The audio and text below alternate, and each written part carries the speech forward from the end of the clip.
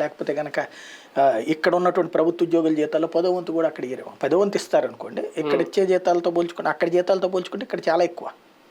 ఇక్కడ ప్రభుత్వ ఉద్యోగి జీతం కేంద్ర ప్రభుత్వ జీతాల కంటే మన దగ్గర జీతాలు ఎక్కువ దక్షిణాది రాష్ట్రాల్లో శాలరీస్ పరంగా చూస్తే కనుక చాలా తేడాలు ఉన్నాయి.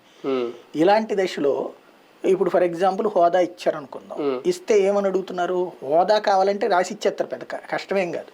హోదా అంటే ఏంటి, కేంద్ర ప్రభుత్వ పథకాలే అంటే ఒక పెద్ద ప్రాజెక్టులు ఏమన్నా చేపడితే కేంద్ర ప్రభుత్వం దానికి షూరిటీ ఇస్తుంది, వీళ్ళు హడ్కో దగ్గర నుంచి లోన్స్ తీసుకోవాలి, ఏడీబీ నుంచి కానీ హడ్కో దగ్గర నుంచి కానీ, ఆ లోన్స్ తీసుకున్న దాన్ని రీపేమెంట్ కేంద్రం చేస్తుంది ఏళ్ల తరబడి, అది 15 ఏళ్ళు 20 ఏళ్ళు. అది ఆల్రెడీ చంద్రబాబు టైంలోనే బిగిన్ చేశారు. దాదాపు 7 పథకాలకి ఇప్పుడు కేంద్రం డబ్బులు కడుతోంది, అది నడుస్తోంది.